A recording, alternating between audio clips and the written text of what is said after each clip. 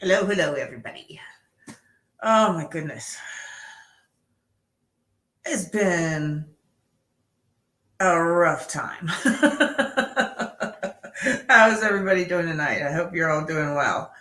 Oh my goodness. So to update everybody, I went to a dermatologist to talk about the hives, and she did what's called like a skin response test, where she takes a pen and she scratches along my back lightly, and the words out of her mouth were "wow." And so apparently I have hyperreactive skin. The good news is it is not an allergy. I repeat, it is not an allergy. So it's not smoking, it's not anything I'm eating, and it's caused by pressure. So it could actually be my thyroid that's causing it. So hey, we got Dave in the house, we got Survival in the house, and okay, Kevin Edwards in the house. Howdy all. Glad you're here. So we need to figure out, and it's not stress either. That's the other thing we figured out. It is not stress, because it wouldn't be happening in the middle of the night when I'm dead asleep, and causing me to wake up. So it has something to do with. Oh, there's Shaman. Oh, thank you very much. Glad to see you're looking better today. Yes, yes. No migraine. Hallelujah. Knock on wood. So um, and yeah, we're getting to the bottom of these hives. So I get to see an allergist, and hopefully get the stuff calmed down enough, um, to be able to figure out what's going on. But as I said, it could be the thyroid, because my thyroid, my free T4 had bottomed out. So it may just be that. It may just be a matter of getting my thyroid back and working again, and the hives will go away. So all good on that front. And yeah, I'm glad to be back online. I'm glad to be here. So, all right. So last we left off, we were in between page 106 and 107. And I believe that we were just at the top of 107. So this is, compare yourself to who you were yesterday, and not to other people. So we were talking about the example where you're dealing with your boss and you want your boss's job, and instead of focusing on that, you try and focus on, hey Lawrence, good to see you. Um, you focus on other things. We had the whole gorilla experiment where the gorilla came in and beat his chest, and if you're paying attention to one thing, how many times the ball is being passed, you miss the gorilla entirely. And what you see is what you focus on, and you become blind to everything else. And that's how human sight works, because it's too much. Reality is too much to process. And I was dealing with that this morning. I was trying to find my tobacco pouch, and I knew what I was looking for, but I couldn't see it. And I walked past it, I don't know how many times. And then I lost it again. I said, okay, I can't have it in this pouch. I'll set it down this pouch. And I lost it again. And I'm walking around my house going, I know it's, in one of these three rooms, and I can't find it because of, I couldn't focus on, my brain wasn't taking in what I was looking for. And so it was, I experienced that today. So Dave says it almost feels like we should all say goodnight, John Boy, right? I remember that show. Oh my gosh. The theme song is running through my head now. Nana's in the house. She says, my hives are for rheumatoid arthritis and fibro. They call it atopic dermatitis caused by allergies. Medication that works is, holy crap, $3,500 a month for 2 shots? Oh no, that's what they were talking about, is some sort of shot that would keep it under control. That's one hell of a spendy drug. Wow. He says, I do that with tools. I'll be building a tool and I set it down or the nut on the collet and end up having to search for it. Yeah. It's like, you know, Dupazent, is that what it's called? I'll find out. I'm supposed to go see an allergist. I'm going to call them tomorrow and just get into the soonest person that I can see and figure out what the heck is going on. But I have a sneaking suspicion that it's my thyroid. Just because, she said thyroid, and I know that my T4 had bottomed out. I mean, they put me on double my thyroid medication. So it may just be that. In which case, it's just a matter of time of getting my T4 levels back up to normal. And then, it should all resolve itself. Hopefully. Because I don't want to take any more drugs. That's for sure. Oh, dang it. Yeah, Medicare does not pay for it, so I can't take it. I wouldn't be able to take it either because I'm on Medicare. I don't know if my Part G would cover it or not, but yeah. Okay. Fun times in medical world. But yeah, so talking about comparing yourself to yesterday and not to other people. And changing our perspective, sitting back and trying to take more things in than, just being hyper focused on we want our boss's job sort of thing. So this is on page 107, and we're starting at the top. So, and the direction of your sight changes. You see past the limitations that hemmed you in unknowingly. New possibilities for your life emerge, and you work towards their realities, or you work towards their realization. Your life indeed improves, and then you start to think further, better. Perhaps that means better for me and my family and my friends, and even for my enemies, but that's not all it means. It means better today in a manner that makes everything better tomorrow and next week and next year and a decade from now and 100 years from now and 1,000 years from now and forever. And then better means to aim at the improvement of being, all capitalized, with a capital I and capital B. Oh, he put it in there for us. How nice. Thinking of all this, realizing all this, you take a risk. You decide that you will start treating Old Testament God with all his terrible and often arbitrary seeming power as if he could be also New Testament God, even though you understand in the many ways in which that is absurd. In other words, you decide to act as if existence might be justified by its goodness, if only you behaved properly. And it is that decision, that declaration of existential faith, that allows you to overcome nihilism and resentment and arrogance. It is that declaration of faith that keeps hatred of being with a capital B, with all of its attendant evils at bay. That's powerful. All right, so you guys are talking about yours is $600 a shot. I have to take one every day. Oh my goodness. Ooh. That's spendy. Nana says that she was on that shot for 8 months, then had to change to Medicare and can't take it now. There's a cream, but it's $7.50 for the tube, and maybe the size of a large toothpaste. I don't know how they get away with these drug prices. This is insane.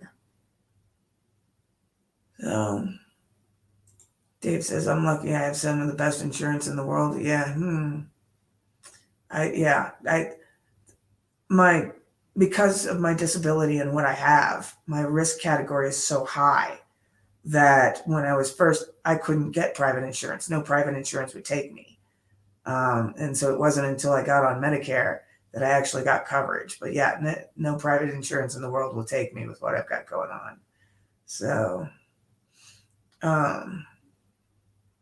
but let's get back to this. Let's get away from the nihilism. So I'm going to reread that because this is some powerful stuff right here. And it is that decision, that declaration of existential faith that allows you to overcome nihilism and resentment and arrogance. It is that declaration of faith that keeps hatred of being with all of its attendant evils at bay. And for such a faith, it is not at all the will to believe things that you know perfectly well to be false. Faith is not the childish belief in magic. That is ignorance or even willful blindness. Instead, it is the realization that the tragic irrationalities of life must be counterbalanced by an equally irrational commitment to the essential goodness of being with a capital B. It is simultaneously the will to dare to set your sights at the unachievable and to sacrifice everything, including, and most importantly, your life. You realize that you have literally nothing better to do. But how can you do all this, assuming you are foolish enough to try? Hold on a second.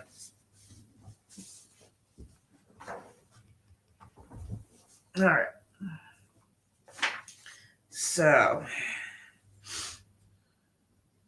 you might start by not thinking, or more accurately, but less transcendently, by refusing to subjugate your faith to your current rationality and its narrowness of view. This does not mean make yourself stupid. It means the opposite. It means instead you must quit maneuvering and calculating and conniving and scheming and enforcing and demanding and avoiding and ignoring and punishing. It means you must place your old strategies aside. It means instead that you must pay attention as you may have never paid attention before. So this says, pay attention. Focus on your surroundings, physical and psychological. Notice something that bothers you, that concerns you, that will not let you be, which you could fix, that you would fix. You can find something by asking yourself, as if you genuinely want to know, 3 questions. What is it that is bothering me? That's question 1. Is it something that I can fix? That's question 2. And question 3, would I actually be willing to fix it? So what is it that's bothering me? Is it something that I can fix? And would I actually be willing to fix it? If that answer is no to any or all of the questions, then look elsewhere. He's making it easy for us, guys. If we say that it's not bothering me, you don't have to fix it. If we say we can't fix it, then drop it. And if it's something that we're not willing to fix, if we don't want to do it, don't do it. So he says, aim lower. Search until you find something that bothers you, that you could fix, that you would fix, and then fix it. That might be enough for the day.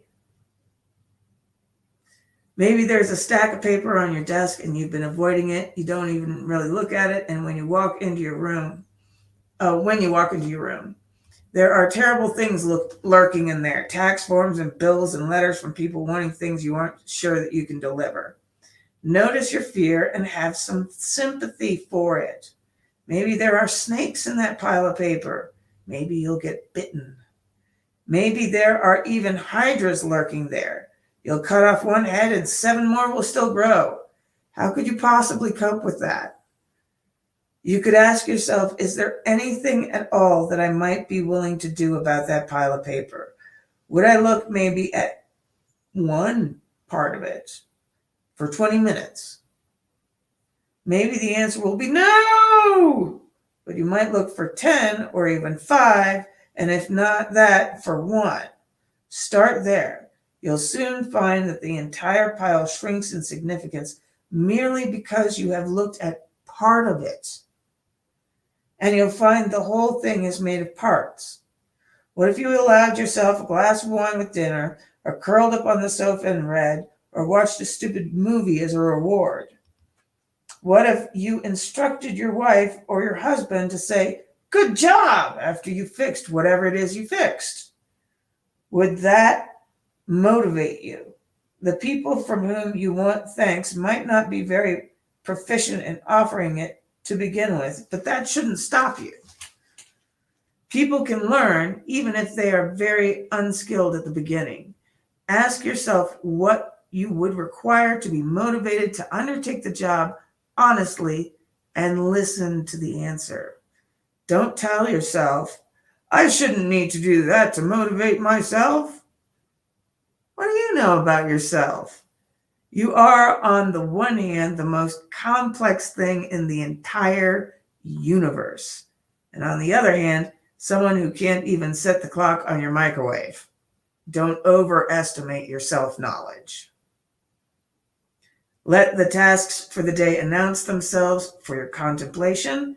Maybe you can do them in the morning as you sit on the edge of your bed. Maybe you can try the night before when you're preparing for sleep. Ask yourself for a voluntary contribution. Survival says, "Dang old paper snakes." Yeah, I call it scary mail. I have a whole pile of scary mail, and most of it is just statements. But because it comes from like official, like this is an insurance statement or something like that, I don't want to look at it. No.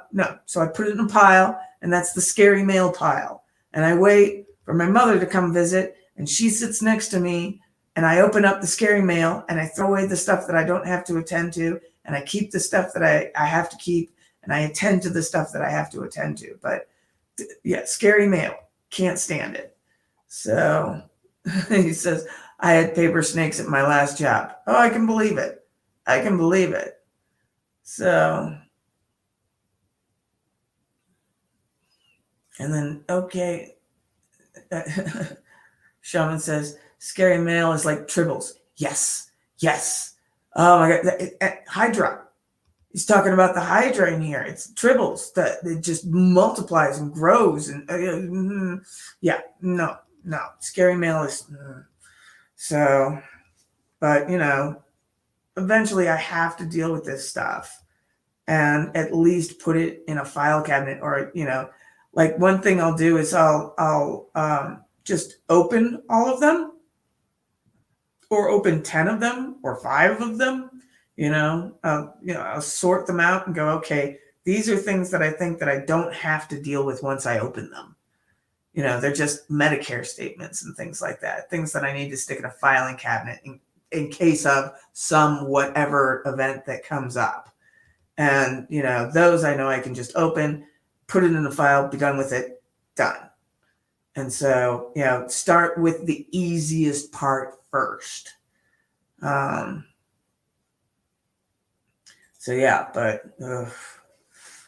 So let the tasks for the day announce themselves for your contemplation. We want that. All right. So if you ask nicely and listen carefully and don't try any treachery, you might be offered 1. Do this every day for a while. Then do it for the rest of your life. Soon you'll find yourself in a different situation. Not only will you be asking yourself habitually, what could I do? What would I would to make life a little better? You are not dictating yourself what better must be. You're not being a totalitarian or a utopian. even to yourself, because you have learned from the Nazis and the Soviets and the Maoists and from your own experience that being totalitarian is a bad thing. Aim high. Set your sights on the betterment of being.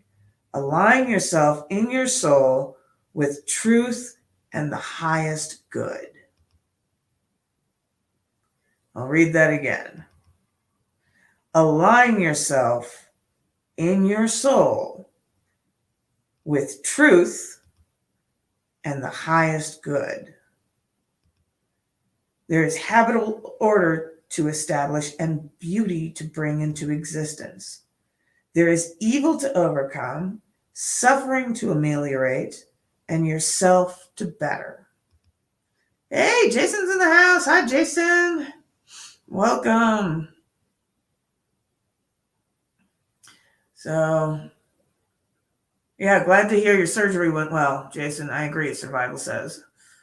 So that is good to hear. Everybody's on the mend. This is fantastic. Oh, yeah. What am I saying? Thank you for correcting me. My brain went, didn't have surgery, just to visit the cardiologist. And yeah, he's got to put a heart monitor on. They didn't wheel him into surgery, which is the good news. Yeah, if you go to the cardiologist and they say you need surgery now, that's bad news. If they say that they need to put you on a heart monitor, that's good news. So yeah, Jason's just got to wear a heart monitor for a little while, and then they'll be able to figure out other things for him that should improve his life. So that'll be good. Yeah, he says, exactly, Pam. Yay. I like your user picture. I think that's new. It's very cute. It's a nice smiling face there. All right. Yeah, because I've worn a heart monitor. It's you basically feel like the Borg. You've got wires going everywhere and stuff taped to you everywhere, and this halter thing that you got to slap on your belt and stuff like that. So stress test in a month and more tests. Yep. It's good if they have to keep running tests. That means that it isn't something glaring and obvious and horrible. It means that it's something small and they're trying to figure it out and pinpoint it, which is so good when it comes to the heart. That means that, major catastrophe is not at your door. So yay for Jason. All right, I need a drink of Red Bull here. All right. So, there's habitable order to establish and beauty to bring into existence.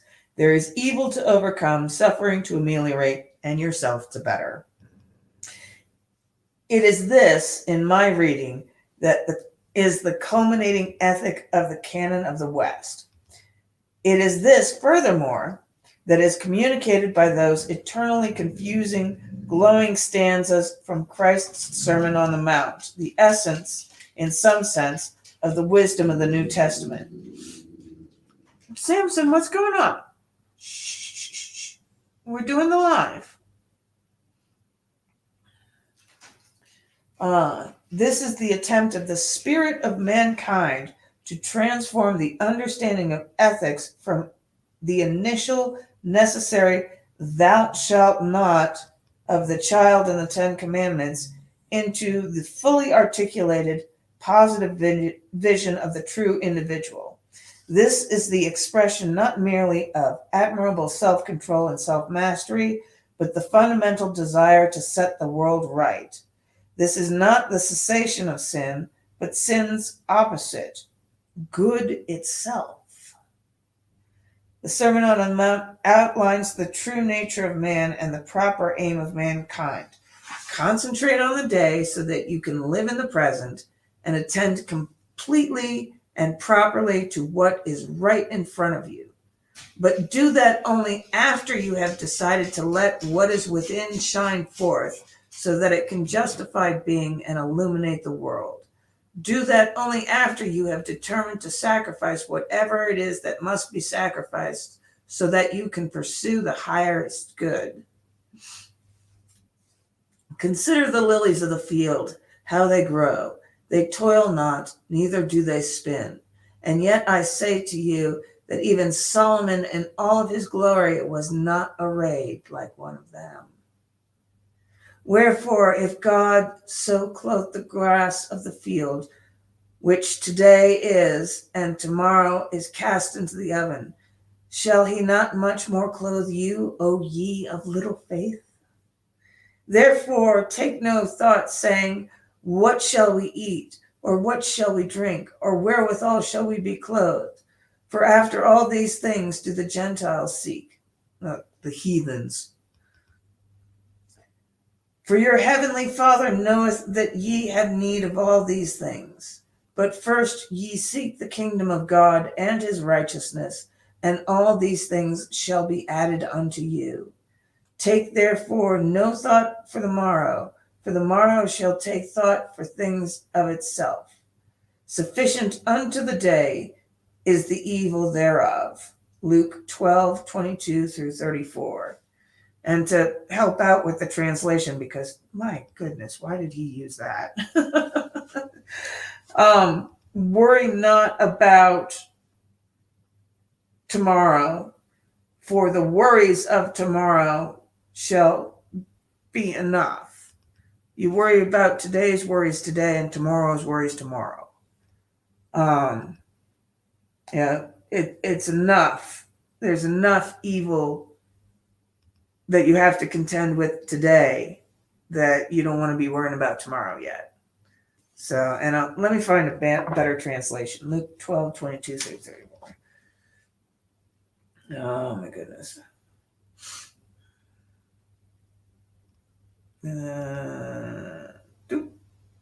Bible Hub. BibleHub.com. If you guys don't know about Bible Hub, it is really cool. What it gives you is it gives you all the different translations from all the different Bibles that are out there. Well, I shouldn't say all, but a good chunk of all the different Bibles that are out there. And so you can compare one phrase to another. So Luke 12:22. Hey, Pizza Dad Bod. Good to see you. No, Luke. Take.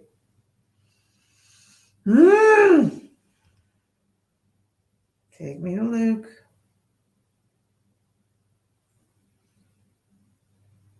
I do not like this new user interface for the iPhone. Right, Luke 12. Oh my goodness, Luke was a heck of a writer. Luke 12:20. There, 22. So that's where we're starting. All right. Pizza Dad Bot says, Mega Love shout out. Mega Love shout out. So, I'm doing all right. I am hanging in there. Well, I'm not really hanging in there. I'm actually screwing up right and left, and it's driving me crazy right now. I've screwed up my finances. I've screwed up my schedule. The hives are not allergies, and they're not stress either. So I've got to go and get more stuff figured out.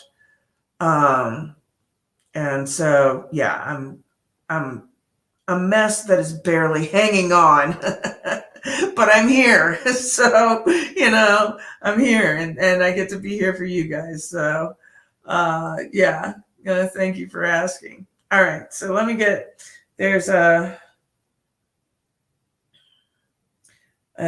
going to go with there's a couple of different versions that I like, and I think, and the King James, no, it's the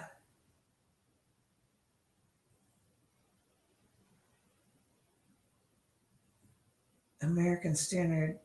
Nope, I don't like that one.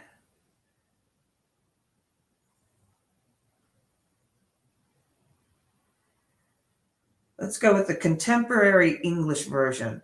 Jesus said to his disciples, I tell you not to worry about your life. Don't worry about having something to eat or wear. Life is more than food or clothing.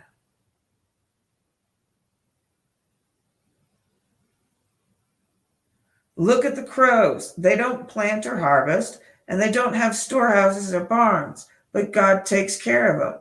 You are much more important than any birds. Can worry make you live longer? If you don't have power over small things, why worry about everything else?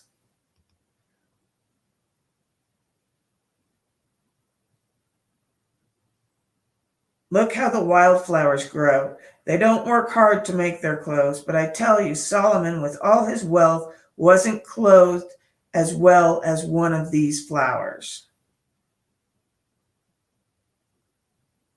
God gives such beauty to everything that grows in fields, even though it is here today and thrown into a fire tomorrow. Won't he do even more for you?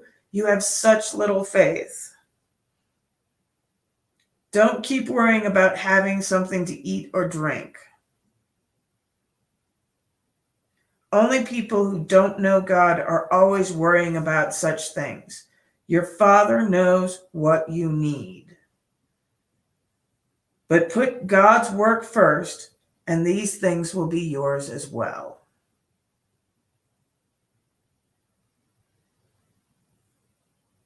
My little group of disciples, don't be afraid. Your Father wants to give you the kingdom.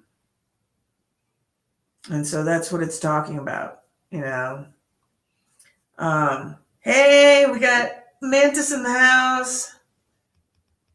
There's a big casino outside of Kalama now? Oh my goodness. Oh. So, oh, your daughter has an event, but you're just popping in to say hi. Well, hi. Glad you're here. Glad you could pop in for a little bit. So catch it on the replay. Don't forget to, smash that like before you leave. But it's good to see you. So, yeah. Say hi. Yeah, hi. My throat is doing something today, and thank God it has nothing to do with the hives, but it's sore, so I don't know what's going on. It rained here instead of snowed for the first time. Oh, thank you. Smashing that like. All right. So yeah. Sufficient unto the day is the worries of the day. So realization is dawning. Instead of playing the tyrant, therefore, you are paying attention. You're telling their truth instead of manipulating the world. You are negotiating instead of playing the martyr or the tyrant. You no longer have to be envious because you no longer know that someone else truly has it better.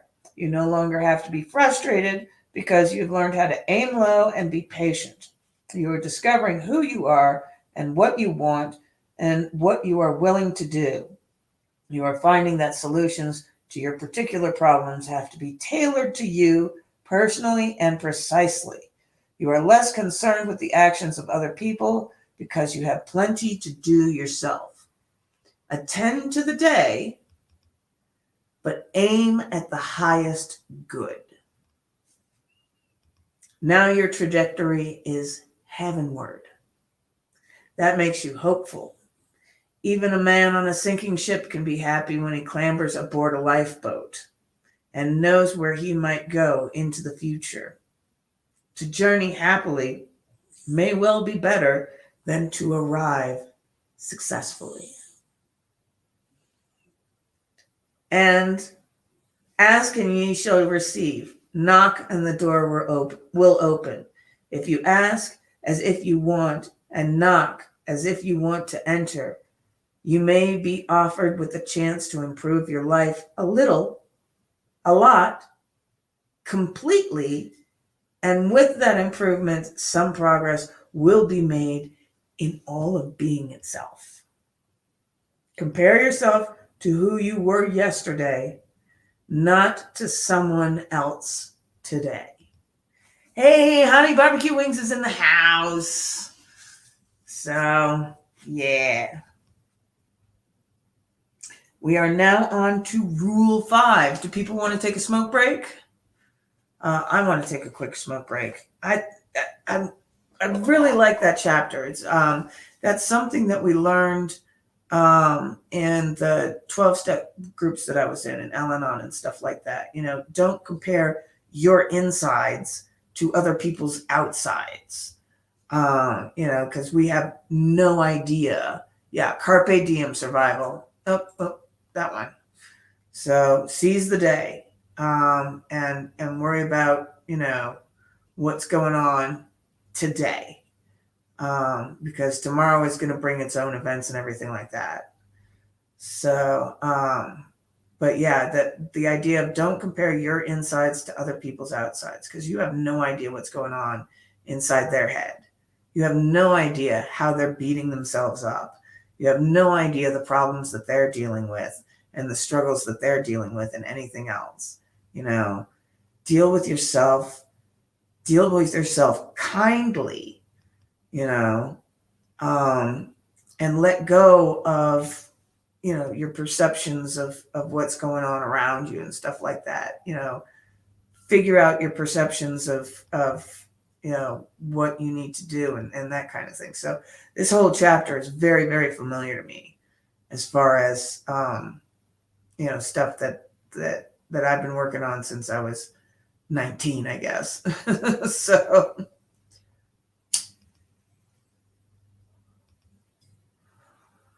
because we never really know, that guy who's super successful or seems super successful or stuff like that, it may be all lies.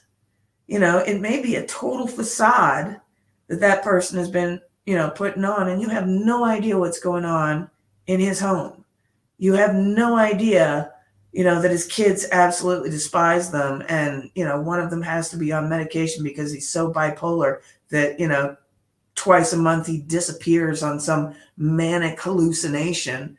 And, that you don't know that, his mother lives in the house and she's got Alzheimer's and gets lost, being 10 feet away from her own house. We just don't know what other people are dealing with, the hardships that they're dealing with, that kind of thing.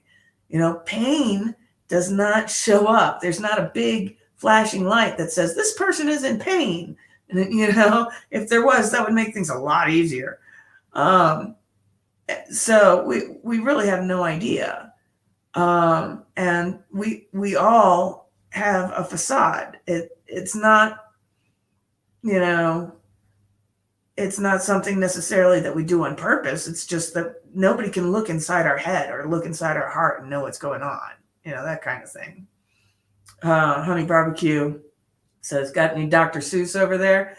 I'm so upset by that. Real quick tangent. I am so upset by that. People, I even said, the Sneetches. Do you guys know the star-bellied Sneetches? That Dr. Seuss story is about being anti-racist. And this young kid told me it was about classism and consumerism.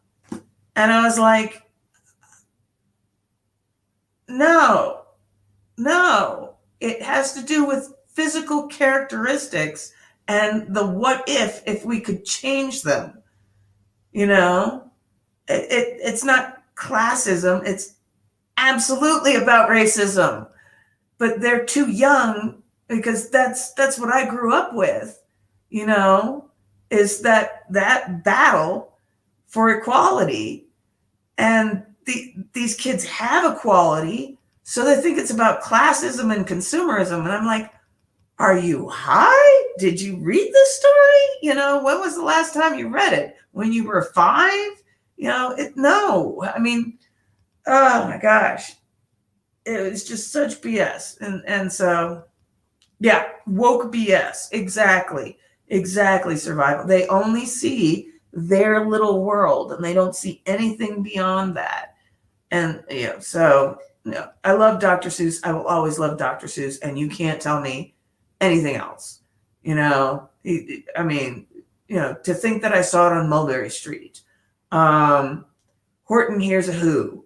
The one about the moose with everybody living in his antlers, and then he finally shed his antlers and got rid of all of them. That's a codependent story right there. I mean,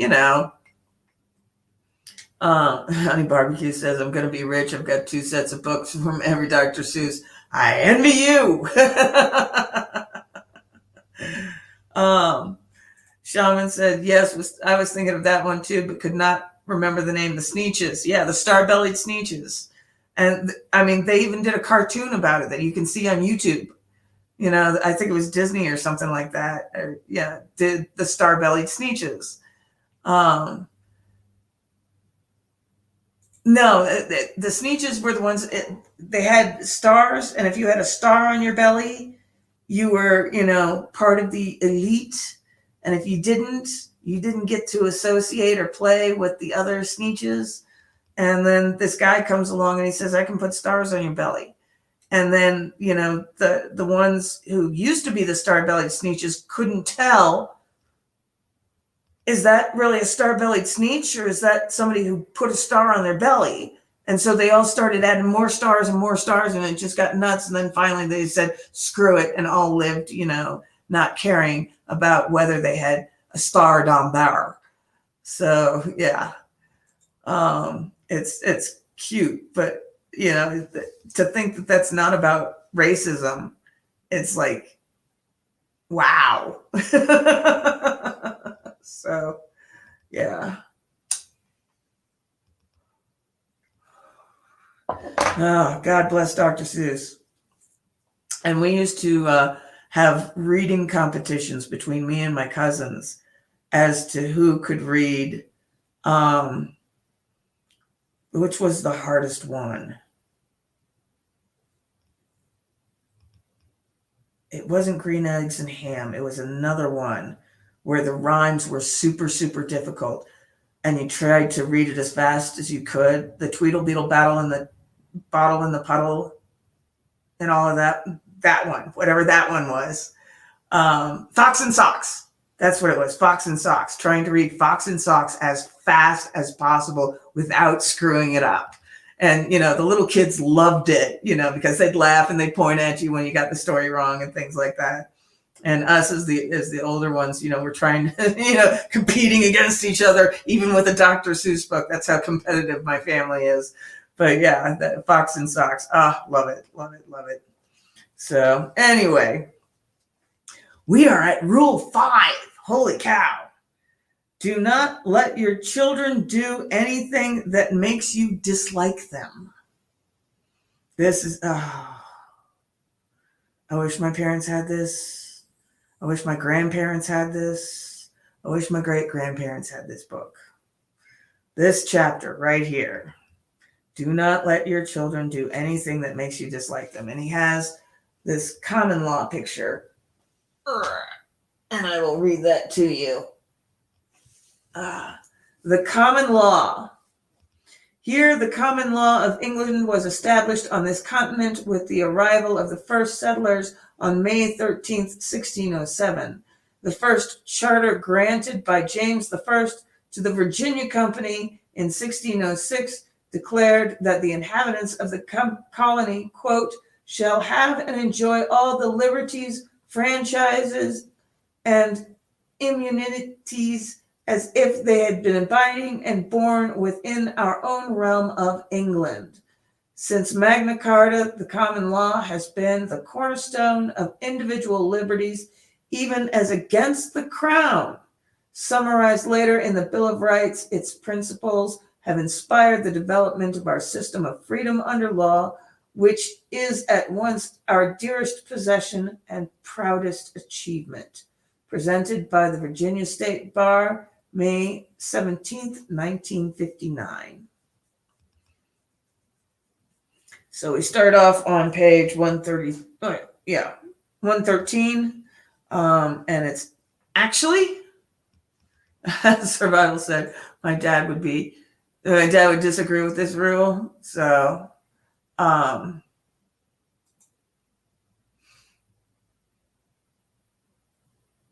oh, that was classism. I think it references the Social Dress Act in England after the war. There was an economic boom and the poor dressed too nicely. But it has to do with racism too, because it's not about dressing. It's about they were born with the stars on their bellies. And this guy came with a magical machine that allowed people to put stars on their bellies. So I always saw it as a physical thing because it was physical to the Sneetches. If you know were born without a star, you know you weren't allowed in that societal group. I mean, it reminds me completely of the South that my mother grew up in. You know, with Jim Crow and everything like that. So that's why I say it's about racism. So, oh, he may have heard it wrong. Okay, yeah, we'll jump in. So, all right. He says, actually, it's not okay. Recently, I watched a 3-year-old boy trail his mother and father slowly through a crowded airport. He was screaming violently at 5-second intervals, and more importantly, he was doing it voluntarily. He wasn't at the end of his tether. As a parent, I could tell from the tone. He was irritating his parents and hundreds of other people to gain attention. Maybe he needed something, but that was no way to get it, and his parents should have let him know that. You might object that perhaps they were worn out and jet lagged you know, after a long trip, but 30 seconds of carefully directed problem solving would have brought the shameful episode to a halt. More thoughtful parents would not have let someone they truly cared for become the object of the crowd's contempt.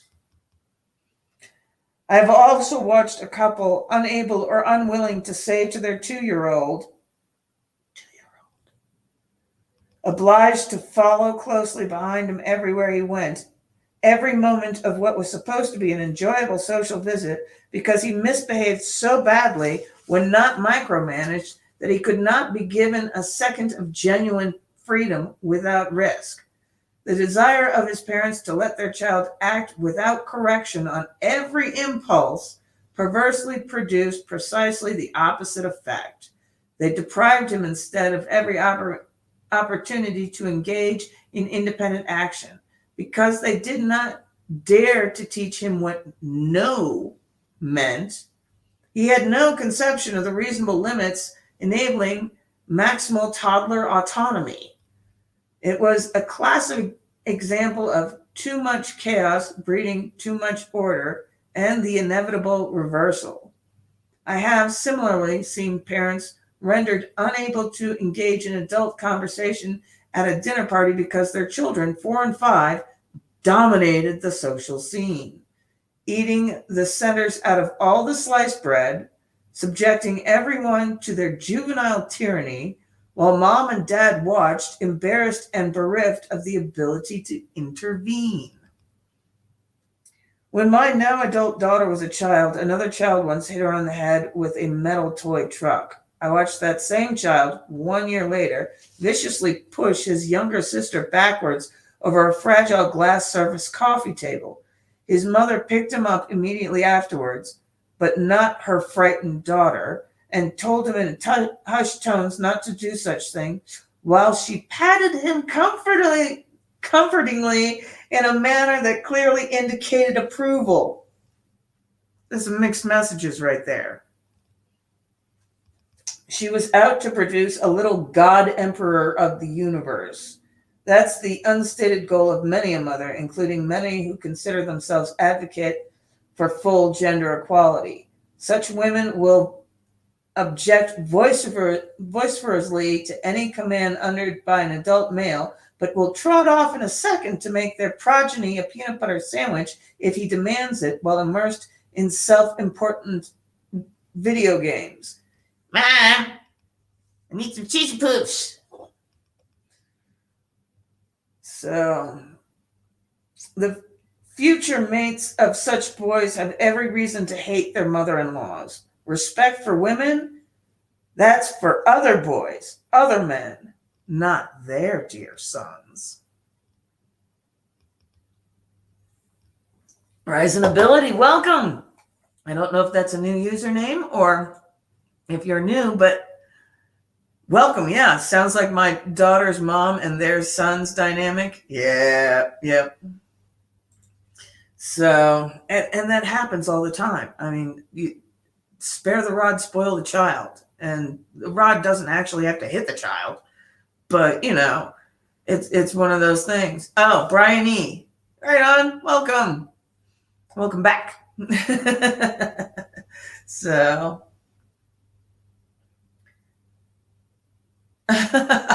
doesn't give wings. They lost that lawsuit. It helps my migraine. So and it's raining here today, so it's helping me cope.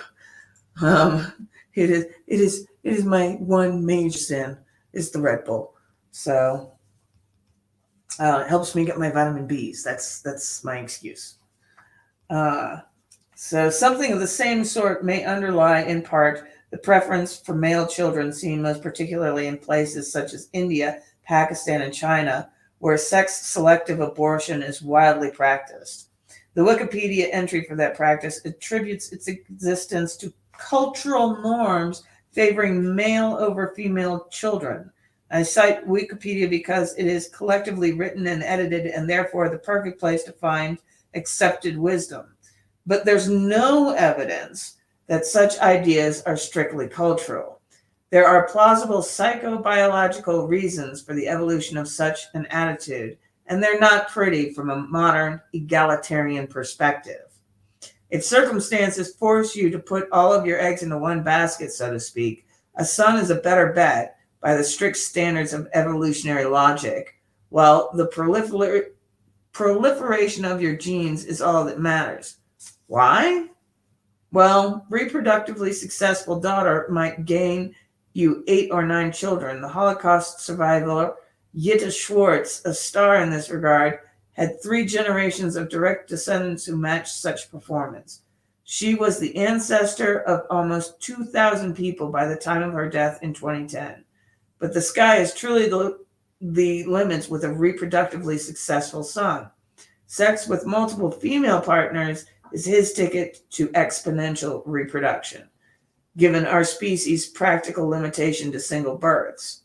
Rumor has it that the actor Warren Beatty and the athlete Wilt Chamberlain each bedded multiple thousands of women, something not unknown as well among rock stars. They didn't produce children in those numbers. Modern birth control limits that. But similar celebrity types in the past have done so. Genghis Khan. Let's just go there. Let's see. I lost it. The forefather of the Chang dynasty, Geocagna, circa 1550, for example, is the male line ancestor of 1.5 million people in northern China. 1.5 million. The medieval Ulnial dynasty produced up to 3 million male descendants, localized mainly in northwestern Ireland and the U.S. through Irish immigration. And the king of them all, here he is, Genghis Khan, conqueror of much of Asia, is the forefather of 8% of the men in Central Asia. One dude, and he produced 8% of the men in Central Asia. That is insane. 16 million male descendants, 34 generations later. So from a deep biological perspective, there are reasons why parents might favor sons sufficiently to eliminate female fetuses, although I am not claiming direct causality nor suggesting lack of another more culturally dependent reason. Preferential treatment awarded to a son during development might even help produce an attractive, well-rounded, confident man. This happened in the case of the father of psychoanalyst Sigmund Freud, by his all account. A man who has been the indisputable favorite of his mother, keeps for life the feeling of a conqueror, that confidence of success that often induces real success. The golden child. That's my edition. Fair enough. But the feeling of a conqueror can all too easily become an actual conqueror. Genghis Khan's outstanding reproductive success certainly came at the cost of any success whatsoever for others, including the dead millions of Chinese, Persians, Russians, and Hungarians. Spoiling a son might therefore work well from the standpoint of the selfish gene, allowing the favored child's genes to replicate themselves in innumerable offspring, to use the evolutionary biologist Richard Dawkins' famous expression. But it can make for a dark, painful spectacle in the here and now and mutate into something indescribably dangerous.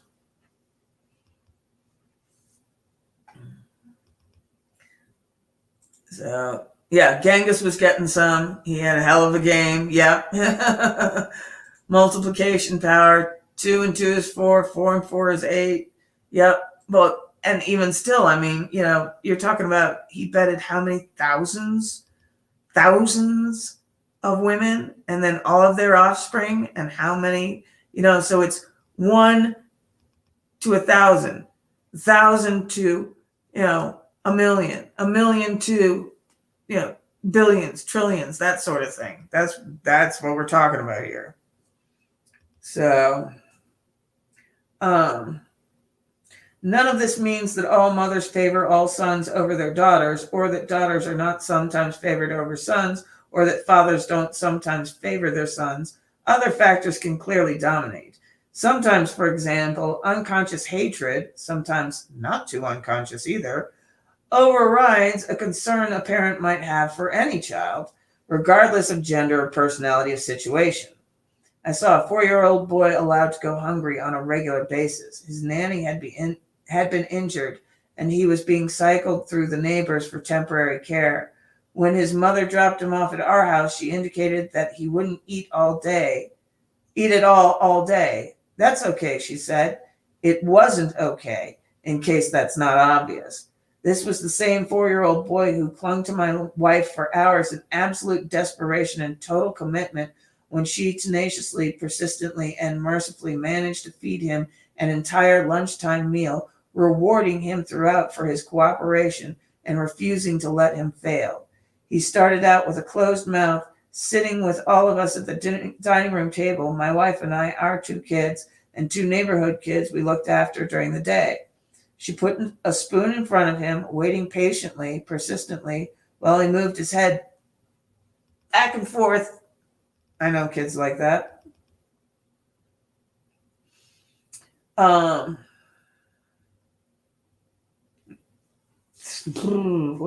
was I? Moved his head back and forth, was refusing an entry, using defensive methods typical of a recalcitrant and none too well attended 2-year-old. She didn't let him fail. She patted him on the head every time he managed a mouthful, telling him sincerely that he was a good boy when he did so. She didn't think he was a good boy. He was cute. He was a cute, damaged kid. 10 not too painful minutes later, he finished his meal. We were all watching intently. It was a drama of life and death. Look, she said, holding up his bowl, you finished all of it.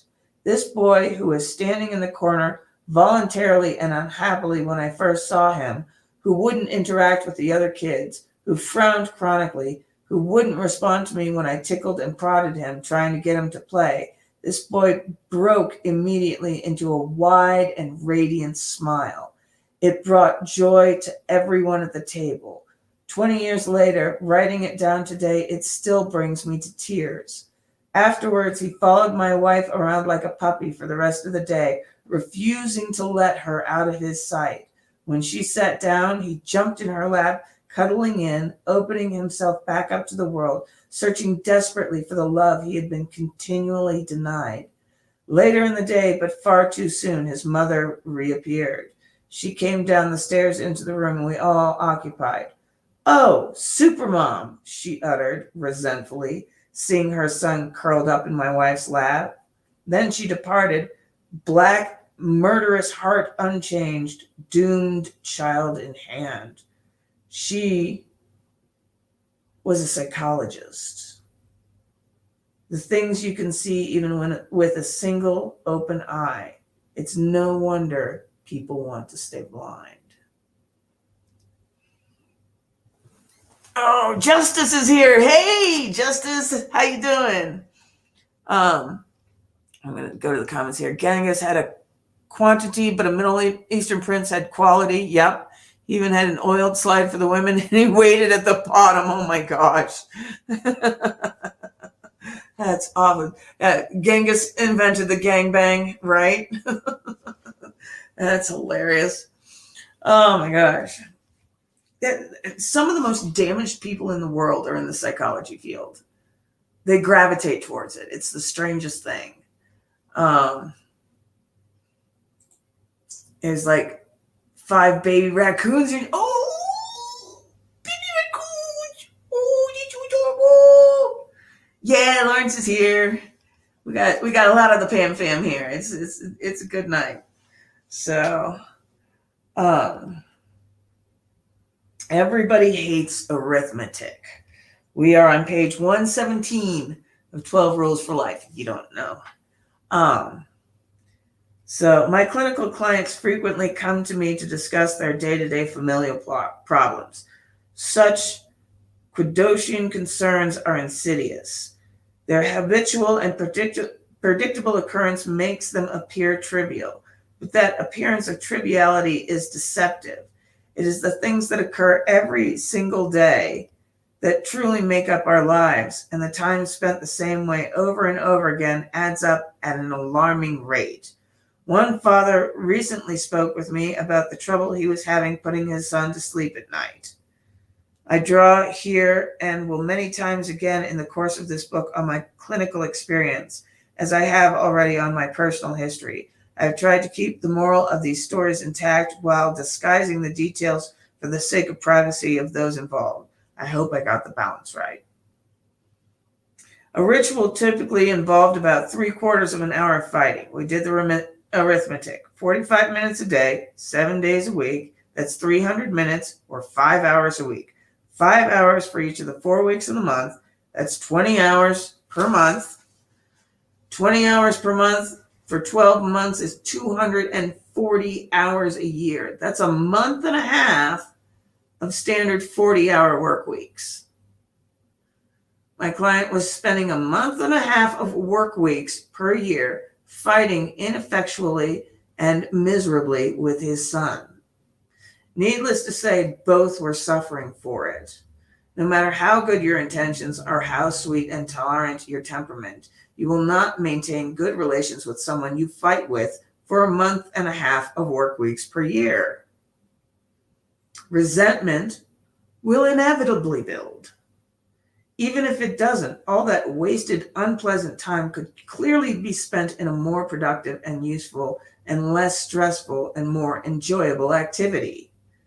How are such situations to be understood? Where does the fault lie? In the child or in the parent? In nature or society? And what, if anything, is to be done? Some localize all such problems in the adult, whether in the parent or broader society. There are no bad children. Such people think only bad parents. There are bad children. There are bad children. When the idealized image of an unsullied child is brought to mind, this notion appears fully justified. The beauty, openness, joy, trust, and capacity for love characterizing children makes it easy to attribute full culpability to the adults on the scene. But such an attitude is dangerously and naively romantic. It's too one-sided in the case of parents granted a particularly difficult son or daughter. It's also not for the best that all human corruption is uncritically laid at society's feet. That conclusion merely displaces the problem back in time. It explains nothing, and it solves no problems. If society is corrupt, but not the individual within it, then where did the corruption originate? How is it propagated? It's a one-sided, deeply ideological theory. Even more problematic is the insistence logically stemming from this presumption of social corruption that all individual problems, no matter how rare, must be solved by cultural restructuring. Ugh. No matter how radical. Ugh. Our society faces the increasing call to deconstruct its stabilizing traditions to include smaller and smaller numbers of people who do not or will not fit into the categories upon which even our perceptions are based. This is not a good thing. Each person's private trouble cannot be solved by social revolution because revolutions are destabilizing and dangerous. Yeah, he's talking about woke stuff, survival, cultural restructuring. Because my life sucks, we must therefore change all of society for everyone else so that I can be okay. That's all this woke crap that we're dealing with. I'm oppressed, therefore. We have learned to live together and organize our complex societies slowly and incrementally over vast stretches of time, and we do not understand with sufficient exactitude why what we are doing works.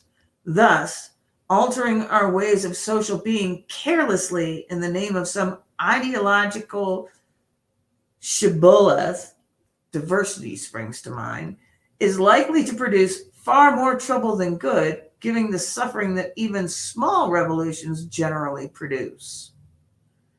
Was it really a good thing, for example, to so dramatically liberalize the divorce laws in the 1960s? It's not clear to me that the children whose lives were destabilized by the hypothetical freedom of this attempt at liberation introduced would say no. Horror and terror lurk behind the walls provided so wisely by our ancestors. We tear them down at our own peril. We skate unconsciously on thin ice with deep, cold waters below where unimaginable monsters lurk. I see today's parents as terrified by their children, not least because they have been deemed the proximal agents of this hypothetical social tyranny and simultaneously denied credit for their role as benevolent and necessary agents of discipline, order, and conventionality.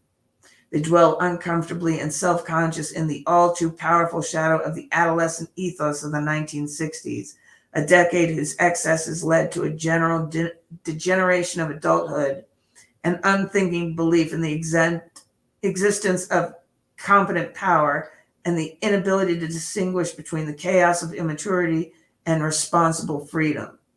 This has increased parental sensitivity to the short-term emotional suffering of their children, while heightening their fear of damaging their children to a painful and counterproductive degree. Better this than the reverse, you might argue, but there are catastrophes lurking at the extremes of every moral conundrum. So, all right, let's unpack this because there's a lot of big words, multisyllabic words. So, we're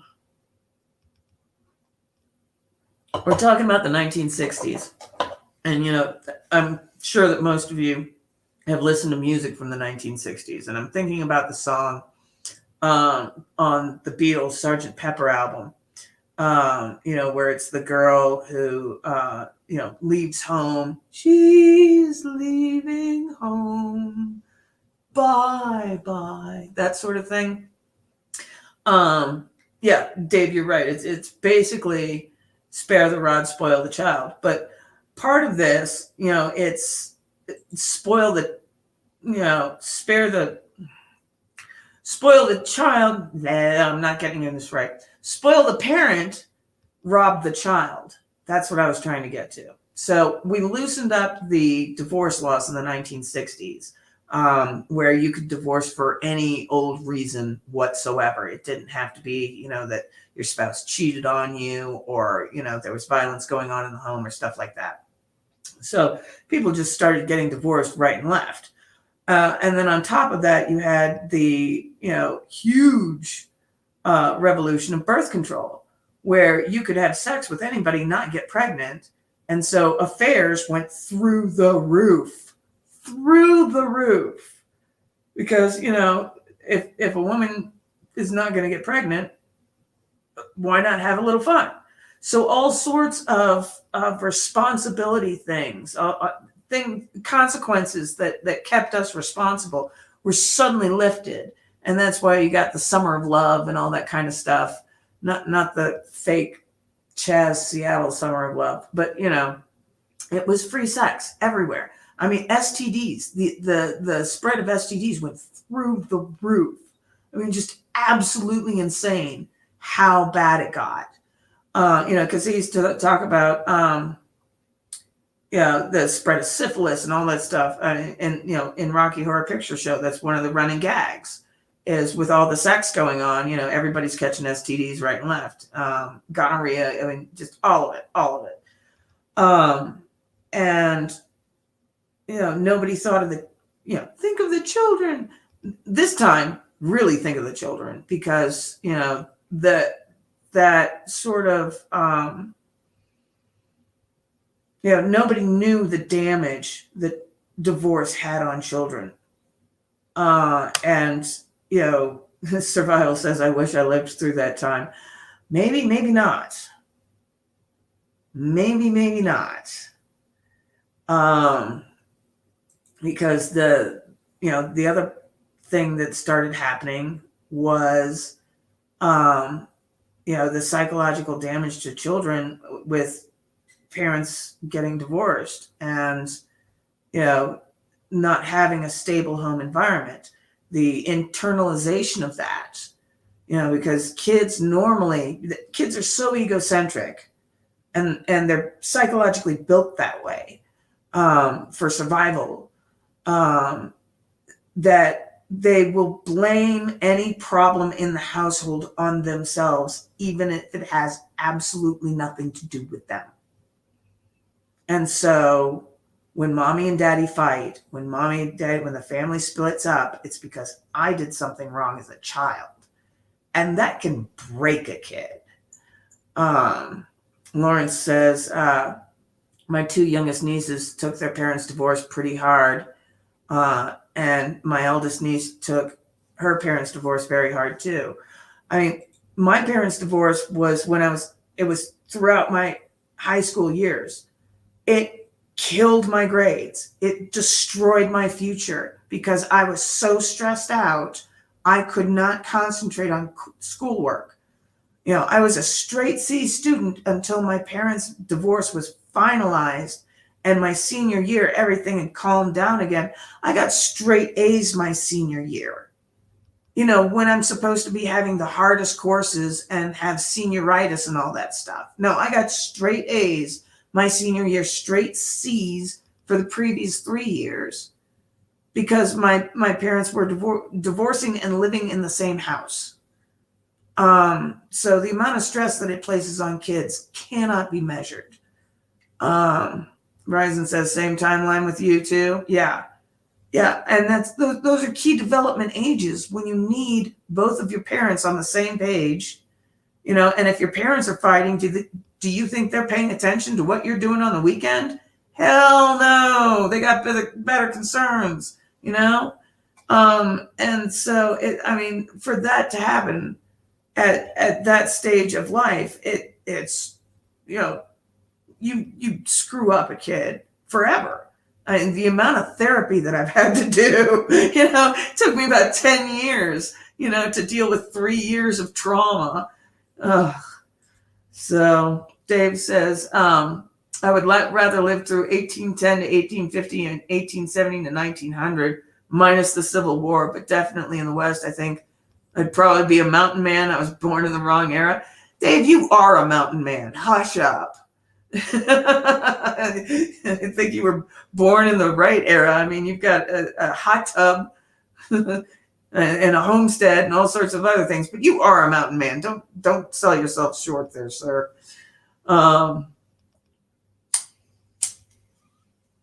so yeah, the loosening up of divorce laws, and you saw it with the kind of psychological trauma that came out from these kids when they were adults in the 70s and 80s and stuff like that. I mean, you saw the increase in drug use. You saw, all sorts of societal ills that stemmed from this stuff. And it was just, it was hard on everyone, except maybe the parents. But even then, getting a divorce, it's hard on them too. So we just made it harder for everyone else. Going, oh, this is a good idea. No, it wasn't a good idea. Still isn't a good idea. And marriage rates have been destroyed ever since. To the point where people aren't even getting married nowadays because kids have been so traumatized by divorce. They don't know how to stay in relationships. They don't know how to hold on to relationships. They're not getting into relationships. I would totally redo the 1960s in so many different ways. But yeah. Ryzen says, just finished dinner. My daughter and I will catch you later. Thanks for the time, Pam. Great read and great conversation. Glad you were here. Come back anytime, man. Saturday night at 5, not 5:30, at 5, we have the Bible study. So join us for that too. It's really cool. Dave says, now we live too long, rather only live to 40 on average. With modern medicine, quality of life is not necessarily better. But that's not true. That average of 40 was because of high child mortality rates. You need to look at actual death dates for most people. And most people still live to 84. That seems to be the deal. So, but yeah, see you later, Ryzen. Glad you were here. Lawrence says, that's so true. 4 of my 5 nieces are not married. 3 of them have boyfriends that they have been with for many years, but do not want to get married. Yeah, because it terrifies us. And, the economic damage, the way that the divorce and stuff and all that is written, I mean, it's just crazy. It's become such a bloody nightmare. So Ryzen says, thanks, survival. See you later, Chasters. Peace. Yeah. So yeah, it's, marriage is hard, and there need to be incentives to stay married, and there need to be incentives to get married and things like that. And we've destroyed both of those things. And that's why, marriage rates are just non-existent. So, I mean, like Gen X, even, having a hard time staying together. Birth rates are so down. It's just not good. It's just not good. So, and the idea, the immaturity and the responsible freedom. So, and children are little terrorists. Let me tell you that right now. They are little terrorists. This whole idea of, a child being some noble spirit that is just loving and all that. No. I knew a bad seed once. This was a kid. I mean, his mom was the sweetest. His brother was totally normal. His dad was totally normal. This kid went after me with a baseball bat, a metal baseball bat. Thank God I was raised by heathens, because when he swung that at my head, he's in what, 2nd grade, something like that, swinging a metal baseball bat at my head. I just palmed the thing and yanked it out of his hands, and then threw him into his room, shoved a chair under the door. And I was telling, the parents all the things that went on in the night and stuff like that, because I thought I was going to get in trouble for the things that I had to do to keep this kid under control.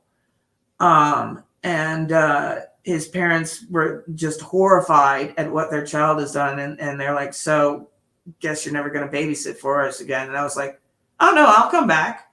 I was they had gone to professional services everything. I was the only one who was willing to stay and keep babysitting for that little hellion. You know, he was a total terror. You know, and the rest of his family was completely normal. So, you know, it's one of those things where it's like, no, you know, bad seeds do exist. And I just knew how to keep them in line because I'd been dealing with my bully cousins my entire life. So, Dave says, what does it say about me if my ex cheated on me with a prisoner? Sounds like a fetish on her part. I have to be a major SOB if that happens. That's not true. No, you don't. The problem could lie completely with her because that really does sound like a fetish. And you'd be surprised how many women have that fetish. But yeah, that I agree. Survival, that is rough. And it may not have anything to do with you, Dave. Yeah, partially, maybe. But I mean, you know, relationships and people are so complex that you can't just say black and white because this bad thing happened. It's because of this. No, don't even go there. That's no. That's just no. Lauren says, you should have seen me when I was a kid. I was always so annoying, not mean, but very silly. My mother ended up chasing me around the house with a wooden spoon. Oh, yeah. Oh, man. Nana says, my years in law enforcement, that happened a lot. Yeah. And then Lauren says, oh, Dave, that's awful. Yeah, that's a rough thing to go through. Just the cheating alone, not even who she's cheating with, but the cheating alone, that's bad enough. But, you know, a lot of times, I mean, people are complex things, you know, and we can't just do black and white sort of things like all children are good. There's no such thing as a bad seed, that sort of things. You know, we are so unimaginably complex that, you know, to simplify it that much is just not fair to you at all. So, and it's not fair to her either. You know, who knows what was going on in her head and what made her fetishize, you know, a former prisoner, that sort of thing. You know, women are really weird when it comes to their sexuality. So, you know, don't even blame yourself on that one. Dave says, nah, I get why she did it. I got my revenge. Slept with her best friend on the day of our divorce was final. Oh, that's magical. Oh, that's magical. Yeah, Survival and I both say, wow. Oh, man. That's great. See, my mom was, all right, so when my parents were getting divorced, my mom stayed in the house. She did not move out. For 3 years, she terrorized my father and was sleeping with all sorts of other men. And it was, yeah, it was, my mother used to never wake up before like 10 o'clock in the morning. She was a stay-at-home mom, loved to sleep in. And then when my parents' divorce started, she started waking up at 6:30 every morning with my father. She would go downstairs in the kitchen and run the hot water so he didn't have any hot water for his shower for 3 years. Yeah. And yeah, that's, I mean, my dad isn't much better than her. So you can imagine how screwed up I am. Yeah, I want to know this too. What did she do when she found out?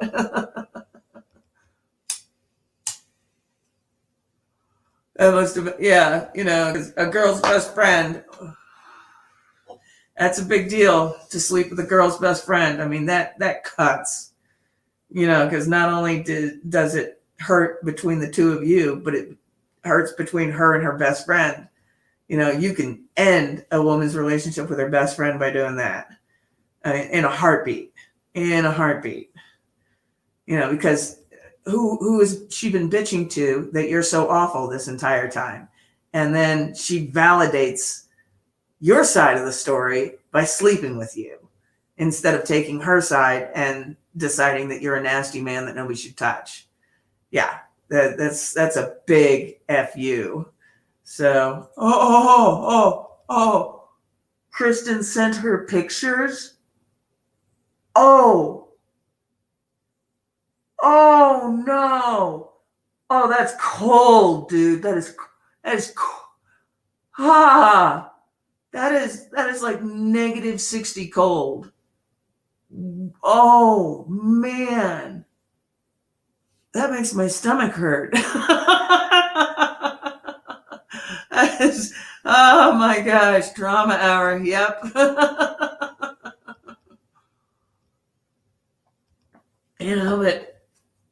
And that's what I'm saying, man. It's like the things that we can do to one another and the darkness that we can perpetuate or create or any of that. I mean, it's unimaginable on some scales, you know? So cut yourself and everyone else some slack. Yeah, that's my advice is, we can be redeemed, you know? Mad and jealous. It probably made her head explode. Not to speak of her heart, but yeah. Oh my gosh. We are messed up creatures, dude. We are messed up creatures.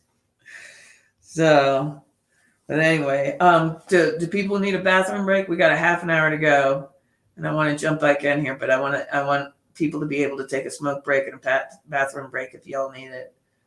Man, oh my gosh. People, what are you gonna do? Shaman says, never let them get to you. Our survival is the victory. Our success is the victory too. If you can be successful on the other side of that, that's a big FU. Living better is the best revenge. Because they're missing out, obviously. So, but yeah, can't we just all get along? No. Dave says, it was awesome. So last I checked, my ex is in jail because her new boyfriend got her to smuggle drugs into the complex. Yeah, lay with dogs, you're going to get fleas. Yeah, Kristen became really good friends because of how Shawnee treated her and me. Yep. Survival says, gotta have thick skin. Shaman says, even better. Yep. Living well is the best revenge. So, but if you don't want revenge, what's even better than that is living better and showing them forgiveness. Because then it's not a war anymore with sides being taken. If you can forgive them and say, look, you need help and I'm praying for you and, you need to take care of some stuff. Then it becomes, it gets separated out peaceably, hopefully amicably, that kind of thing. I'm dealing with someone right now where it's like, dude, you need prayer. Hardcore, you need prayer because just the way you're talking and just the way that you're treating people lets me know that you are in so much pain and so much chaos and have so many things wrong and screwed up in your head that, you need help. So, Survival says, survival never goes out of style. Amen, brother. Amen. So, yeah. But, all right, I'm going to jump back in here. So, the ignoble savage. Oh, wait. We got another one from Dave. What really sucked was I was taking care of her father because he had a heart pump. Ooh. After I left the house, he passed away less than 30 days because she didn't take care of him. My last words to her were, "You murdered your father with neglect." That's hard. That's hard. Oh, dude, you just, oh. All right, back to the book. I'm going to go back to the book on that one. It has been said that every individual is the conscious or unconscious follower of some influential philosopher. The belief that children have been so intrinsically have an intrinsically unsullied spirit, damaged only by culture and society, is derived in no small part from the 18th century Genevan French philosopher Jean-Jacques Rousseau. Yeah. Rousseau was a fervent follower or believer in the corrupting influence of human society and private ownership alike. He claimed that nothing was so gentle and wonderful as man in his pre-civilized state. Dude was nuts. At precisely the same time, noting his inability as a father, he abandoned 5 of his children to the tender and fatal mercies of the orphanages of the time. Ugh, that's a bastard. The noble savage Rousseau described, however, was an ideal, an abstraction, an archetypic and religious, and not the flesh and blood reality he supposed. The mythologically perfect divine child permanently inhabits our imagination. He's the potential of our youth, the newborn hero, the wronged innocent, and the long-lost son of the rightful king. He's the intimations of immortality that accompany our earliest experiences. He's Adam, the perfect man, walking without sin with God in the garden before the fall. But human beings are evil as well as good. And the darkness that dwells forever in our souls is also there in no small part in our younger selves. In general, people improve with age rather than worsening, becoming kinder, more conscientious, and more emotionally stable as they mature. Bullying at the sheer and often terrible intensity of the schoolyard rarely manifests itself in grown-up society. William Golding's dark and anachronistic Lord of the Flies is a classic for a reason. Yeah, everybody's read Lord of the Flies, right? Children are vicious, and they don't understand how their actions, what kind of consequences their actions have. I mean, that's why you have adult supervision, is because children will murder and not think anything of it. Furthermore, there is plenty of direct evidence that the horrors of human behavior cannot be so easily attributed to history and society. This was discovered most painfully, perhaps, by the primatologist Jane Goodall beginning in 1974. Well, heck, I can tell you about the Stone Age tribes. It's a series called Living with the Mech, and a bunch of archaeologists went out there. These are the last Stone Age, some of the last Stone Age people to exist. And they went out there, and these people had already been reached by Christianity, even though they were living a Stone Age thing. There was a Christian missionary that was close enough nearby where they had decided to get rid of their old gods and things like that. And, you know, the scientists asked them, you know, why on earth would you give up the gods that you guys have been following, you know, for generations and generations and thousands of years and stuff like that? And the mech just looked at them just like they were stupid. And they're like, it stopped the honor killings.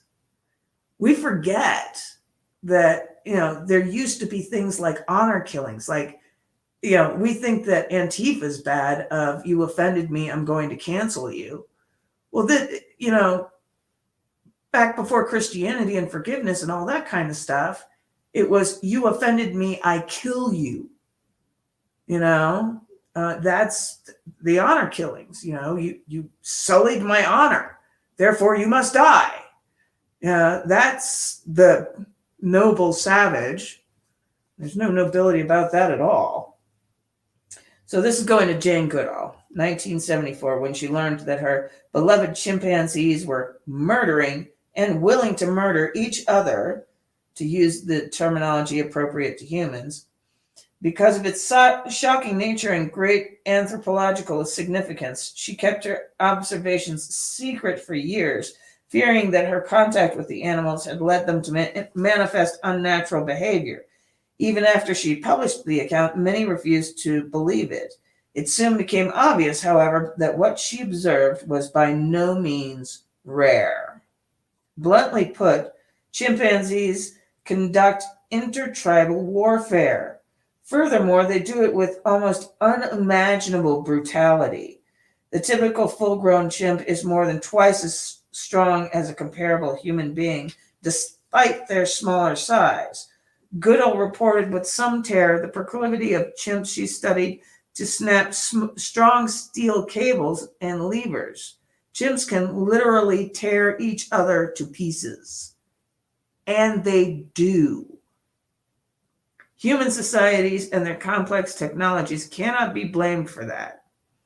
Quote, often when I awoke in the night, she wrote, horrific pictures sprang unbidden to mind. Satan, a long-observed chimp, cupping his hand below Sniff's chin to drink the blood that welled from a great wound in his face. Yeoman tearing a strip of skin from dazed thigh. Fegan charging and hitting again and again the stricken, quivering body of Goliath, one of his childhood heroes. Small gangs of adolescent chimps, mostly male, roam the borders of their territory. If they encounter foreigners, even chimps they once knew who had broken away from the now too large group, and if they outnumbered them, the gang will mob and try and destroy them without mercy.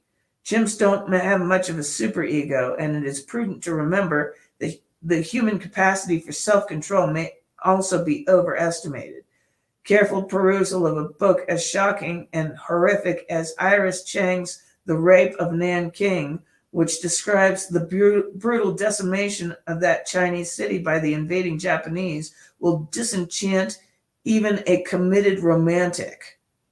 And the less said about Unit 731, a covert Japanese biological warfare research unit established at that time, the better. Read about it at your own peril. You have been warned. Hunter-gatherers, too, are much more murderous than their urban industrialized counterparts, despite the communal lives and localized culture. The yearly rate of homicide in modern UK is about 1 in 100,000.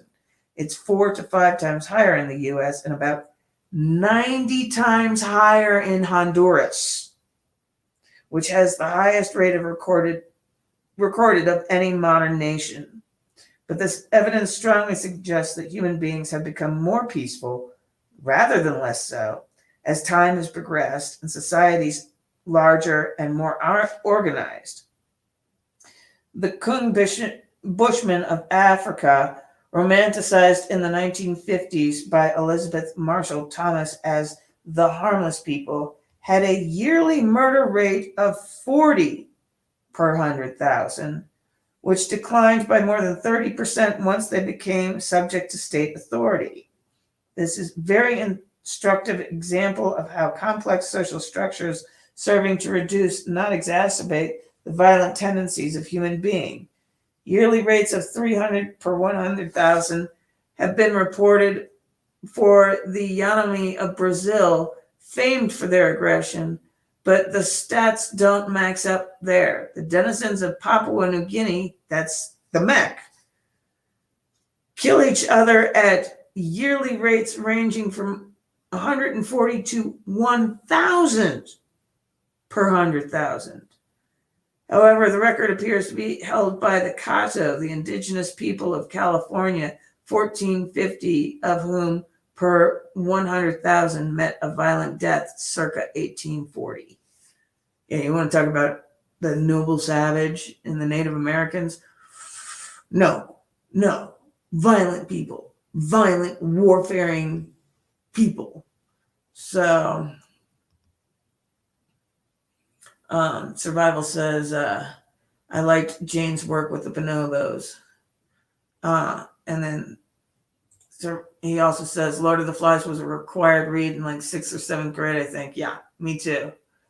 Lauren says, exactly. That is why children need good parents to teach them the ways of love and wisdom. Yep. Well said. I agree with Sean. Well said there, Lawrence. Dave says, in a zoo in Iraq, I watched a chimp rip the face of another chimp and then kill a zookeeper. Yep. Craziest things I've seen. Crazier than the war. Yeah. I don't doubt it. Damn, Dave, you've seen some stuff. Yeah. And that's the thing is that, people romanticize so much that they don't understand.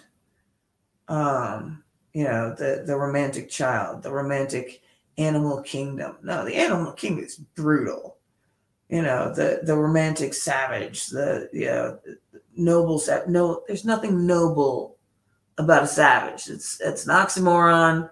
Listen to what you're saying. But people like to think that, returning to the past means returning to some better time or something like that. No, usually it was a lot worse. And people didn't write about it or didn't talk about it because it was so commonplace. What was the point? Everybody knew. So it gets left out, the Jesus being killed, or they were trying to kill him his entire ministry. It wasn't just that he had one bad day with the Romans. No, I mean, anywhere that he went, he usually had to escape in some way because the crowd, he'd give his whatever thing and they'd think he's so great. And then they turn around and want to kill him. And it's like, you just were thinking he was so great a second ago. Then he said this one thing and now he's a dead man, So yeah, he was constantly fleeing all the time. So Dave says, I was in Botswana in Africa for safari and a hippo capsized. Oh, a hippo. Those are dangerous things. Capsized one of the boats in front of ours and killed several people. Yep, I won't go a river now if I know that there are crocs or pigs animals. Hippos are terrifying. Terrifying. Honey Barbecue knows. Hippos are brutals. Yeah. Dave says it's why I carry 50 caliber Beowulf when I go on a trail and ride on the horse. I won't mess with big game anymore. Yeah. I mean, Lewis and Clark dealing with grizzly bears. They'd never seen a grizzly bear before, and they're talking to either the Apache, I can't remember, the Cree, something. Talking to one of those tribes out there. And they were like, to deal with the grizzly bear, we send out a war party. And, they're like, come on, the bear can't be that. No, the bear was that bad. The one bear that you needed a war party to deal with a grizzly bear. They do not F around.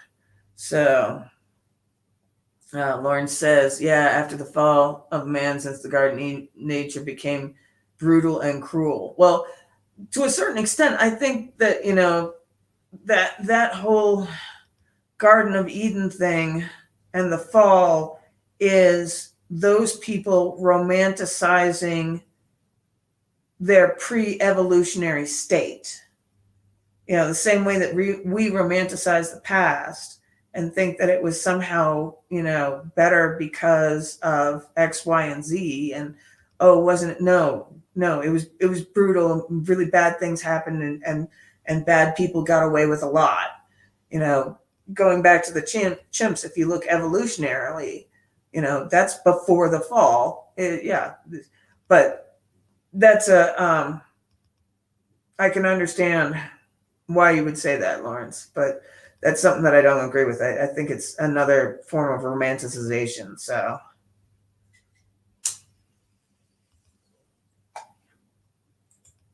Honey Barbecue says my son doesn't like wild animals anymore for some reason. I just tried to show him the baby raccoons and he was scared to get close.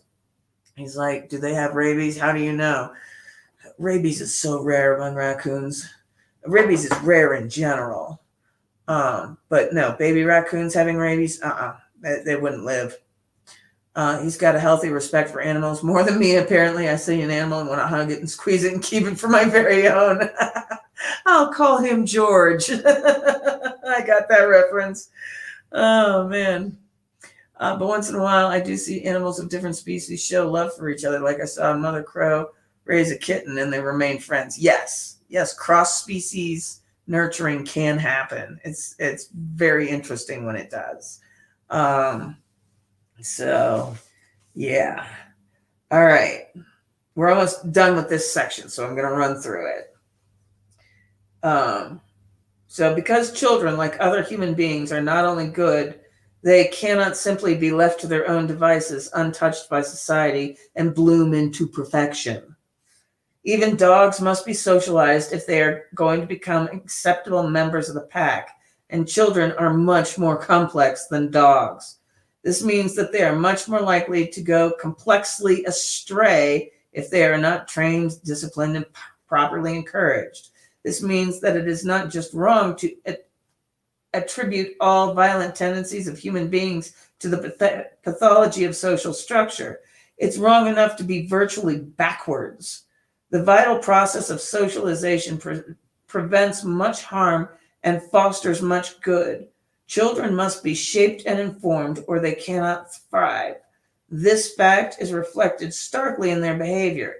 Kids are utterly desperate for attention from both peers and adults because such attention, which renders them effective and sophisticated communal players, is vitally necessary. Children can be damaged as much or more by a lack of incisive attention as they are by abuse, mental or physical. This is damage by omission rather than commission, but it is no less severe and long-lasting. Children are damaged when their mercifully inattentive parents fail to make them sharp and observant and awake and leave them instead in unconsciousness and undifferentiated state. Children are damaged when those who are charged with their care, afraid of any conflict or upset, no longer dare to correct them and leave them without guidance. I cannot recognize such children on the street. Oh, he says, I can recognize such children on the street. They are doughy and unfocused and vague. They are leaden and dull instead of golden and bright. They are uncarved blocks trapped in a perpetual state of waiting to be. Such children are chronically ignored by their peers. This is because they are not fun to play with. Adults tend to manifest the same attitude, although they will deny it desperately when pressed. I worked in daycare centers early in my career. The comparative neglected children would come to me desperately in their fumbling, half-formed manner with no sense of proper distance and no attentive playfulness.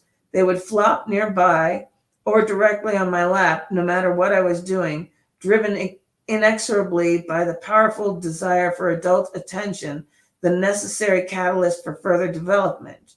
It was very difficult not to react with annoyance, even disgust, to such children and their too prolonged infantilism. Difficult not to literally push them aside, even though I felt very badly for them and understood their predicament well. I believe that response, harsh and terrible though it may be, was an almost universally experienced internal warning signal indicating the comparative danger of establishing a relationship with a poorly socialized child, the likelihood of immediate and inappropriate dependence, which should have been the responsibility of the parent, and the tremendous demand of time and resources that accepting such dependence would necessitate. Confronted with such a situation, potentially friendly peers and interested adults are much more likely to turn their attention to interacting with other children whose cost-benefit ratio, to speak bluntly, would be much lower. So, Lauren says, but once in a while I do. We already did that. Yeah. So that's the end of that section. Parent or friend is the next one. And we are on page 123 of Rule 5.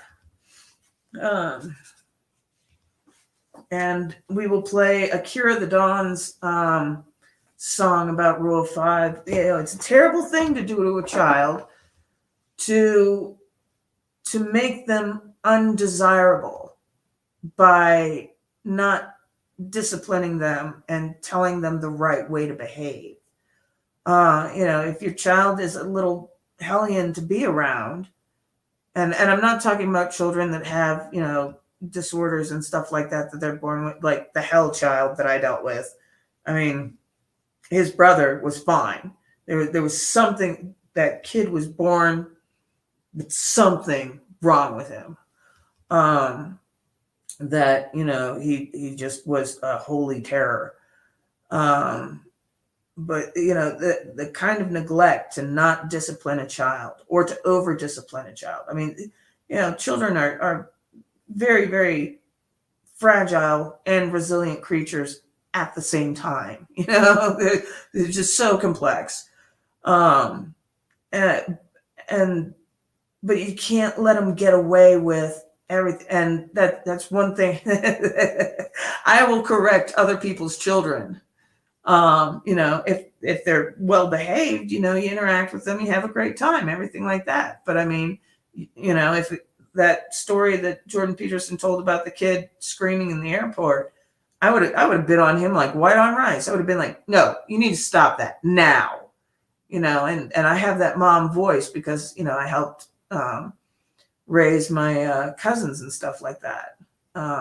So, I have no problem disciplining strangers' children's. Survival says I was probably over disciplined. Yeah, that happened a lot with our generation. There was a lot of over discipline, but then there was also freedom that we had, because like Generation X was like the last generation that got to play outside unsupervised.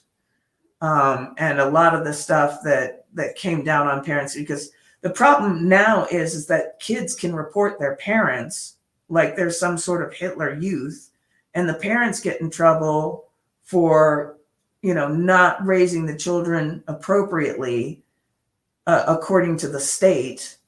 And it puts way too much power in children's hands. Way too much power. And so, most of the time, kids are kept indoors where nobody else can see them, and they play video games and they're strapped to their screens and everything like that. I mean, it's just, we are going to have some problems in the future, some serious problems in the future with the way we've been raising kids recently. Gen Z, the millennials are starting to realize the damage that was done. So, Lawrence says, I remember when our house was infested with mice when I was a kid. I would catch them and keep them as pets. Oh my gosh, that's kind of dangerous. Hantavirus is a thing. Honey Barbecue says, I had like 6 cats and 5 dogs and a chinchilla, turtles, and chameleons. I had tons of animals at one point. Yeah, menagerie. I've had a menagerie as a kid. And said my husband would go to the neighbor's house by himself at 5. Yeah, see, that doesn't, you'll get the cops called on you.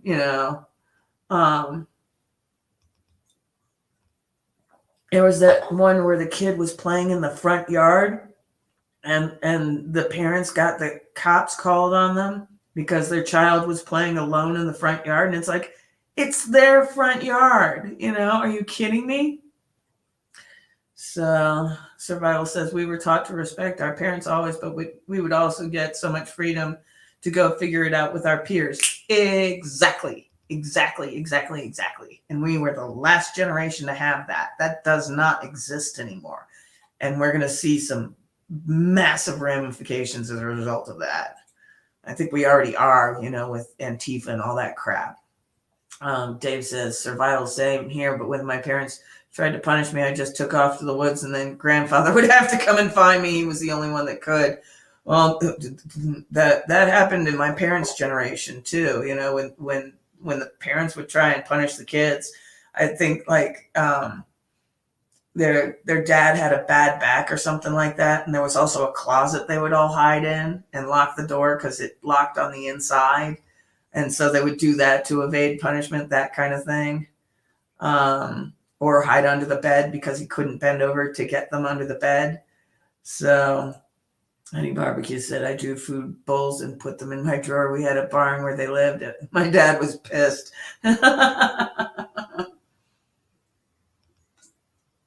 Yeah, keeping mice as pets in the house, not a good idea.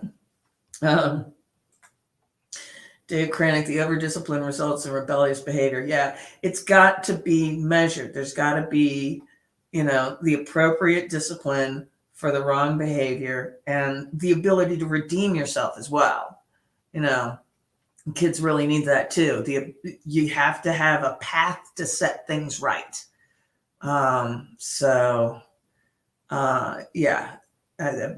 Dealing with kids but it's so wonderfully rewarding when you do it right. My cousin's generation that I helped raise, I was actually able to change the face of what it was like to vacation. My parents' generation were very, very competitive, very, adults getting in fistfights over, stuff. But the generation that I helped raise, where I made sure it was very cooperative and things like that, they were a joy to be around. When they grew up and they'd all run around as, in college in a group like that. They were fantastic. So much better than, what my parents' behavior was like, which was crazy to see, these 20-year-old college kids acting better than the 40, 50, and 60-year-olds, So Dave says, best day of my life was the day I got back from the Rangers. My dad came to my house and said I was finally a man. I proceeded to beat him to an inch of his life. I was very abusive when I was a kid. Oh, man. Oh, my gosh. You scare me, Dave. Let's put it that way. You scare me. Yeah, that's nuts. That's nuts. I'm going to agree with Survival on this one. So Honey Barbecue says, yes, it is. My son is going to be a great adult. Yes. When you don't screw up a child, amazing things happen. And that's what we're all aiming towards, is to have our whole society grow up, properly, to mature properly. So, but we only got a few minutes left. And my back, oh my gosh. So tired of dealing with health issues. Do you know that? So tired of it.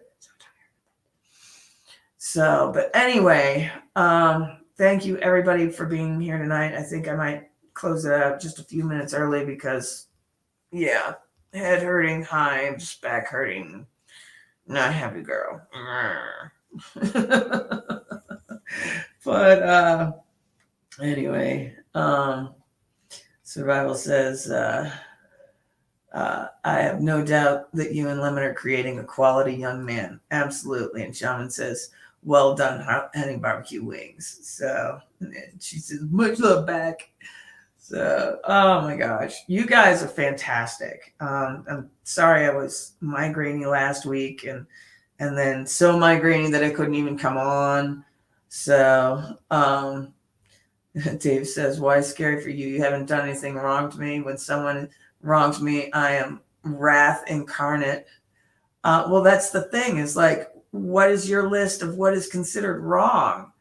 It's like, I need to know your rules and on which side I stand, because, your wrong and my wrong might not be the same thing. And if I end up on your wrong side for something that I don't think is wrong, that'd be scary for me. So that's where that's coming from.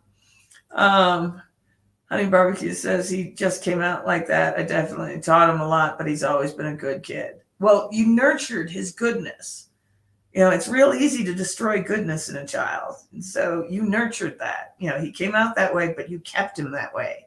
So, Shaman says, thanks for another great show, Pam. So glad you're back on the air. Yay! Thank you. I am too. I hope you're doing better soon. Yeah, me too. We're coming down on the trail of these hives, so hopefully, yeah, things will. No terrible twos here. Yeah, right. That doesn't necessarily have to happen. So, it's usually just that they're learning the word no, and they'll say it back to you. And a lot of parents have a very hard time with that. So anyway, we actually made it to 7:30. So yeah, everybody says, nah, I'm a big teddy bear now, but if ever somebody hurts my friends or family, I feel sorry for them. I feel sorry for them too. Oh my gosh. But yeah. All right, guys. I love you all. And I will see you on Saturday or next week. Bye.